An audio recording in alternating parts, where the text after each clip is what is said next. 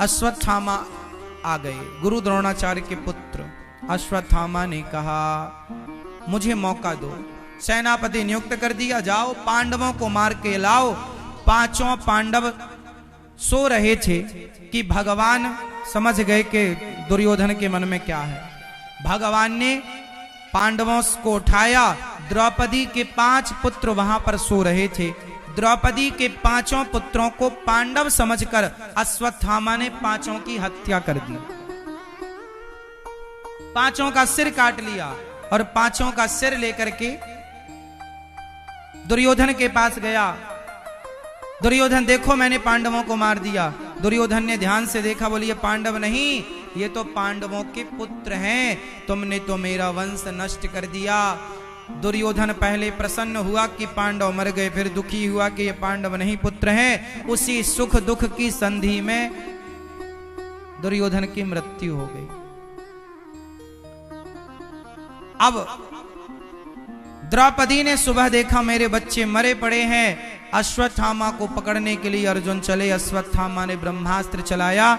अश्वत्थामा का ब्रह्मास्त्र देखकर भगवान ने, अर्जुन ने कहा कृष्ण कृष्ण महाबाहो भक्तानाम भयंकर त्वमेको दह्यमानाना मपवर्गोऽसि संस्रते।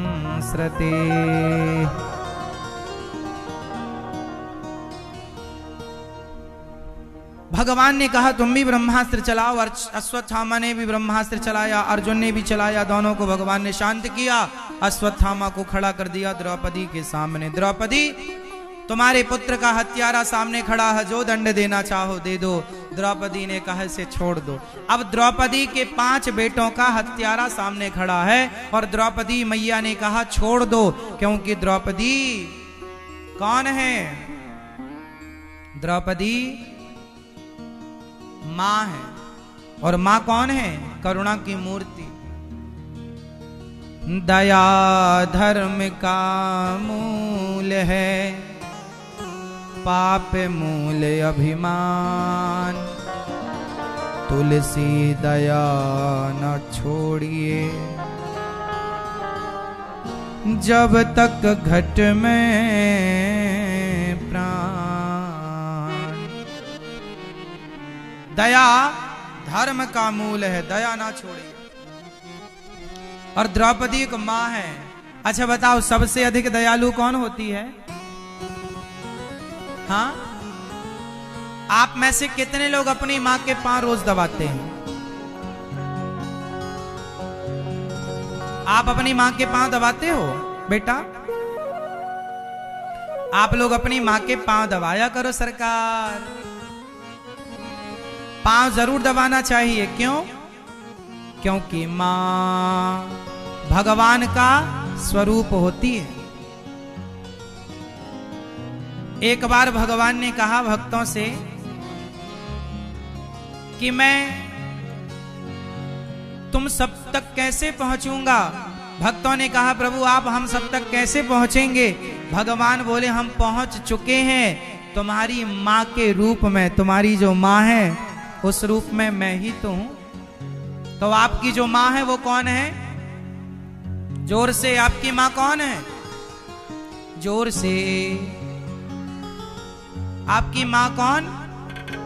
तो भगवान की तरफ पूजा करते हो, सम्मान करते हो, सेवा करते हो। कुछ बेटे ऐसे होते हैं जो अपनी मां को छोड़कर दूसरी जगह रहने लग जाते हैं। बूढ़ी मां केली बना बना के खाती है। आप सेवा करो साहब, अपनी मां को ना छोड़ना कभी, वरना जब भगवान सवाल पूछेंगे तो उत्तर देना पाओगे। भगवान के तुल्य है मां। मां की सेवा करना सीखो, पांव दबाना सीखो। जब भी काम करके शाम को आया करो तो 5 मिनट ही सही अपनी मां के पास जरूर बैठा करो। आप कितने लोग अपनी मां को समय देते हैं? आप में से कितने लोग अपनी मां का ख्याल रखते हैं? कितने लोग अपनी मां की सेवा करते हैं? कितने लोग मां के पास रहते हैं? उठाओ हाथ, बताओ कितने लोग मां की सेवा करते हैं? पहले तो ये बताओ किस किस की माँ जिंदा है? जिसकी माँ है वो हाथ उठाओ पहले। अभी है तो सेवा करते हो, पांव दबाते हो, पांव दबाया करो। और शाम को 5-10 मिनट माँ के पास बैठा करो। माँ कैसी हो, दवाई ली, क्या दिक्कत है? माँ का सुख दुख सुना करो। जब आप छोटे थे ना, तो आपको कोई मार देता था ना, तो आप सारा रोना माँ से रोते थे। फिर माँ आपको समझाती थी, ये आपके पक्ष में दूसरों से लड़ जाती थी। जब माँ आपका रोना धोना सुनती थी, आपका दुख तकलीफ दर्द सुनती थी, तो अब तुम बड़े हो गए हो, तुम भी अपनी माँ का थोड़ा दर्द सुना करो। माँ कहाँ दर्द है, कहाँ आप उनकी क्या सेवा कर सकते हैं, आप वहां माँ को किस प्रकार से माँ का सहयोग कर सकते हैं, सेवा कर लो।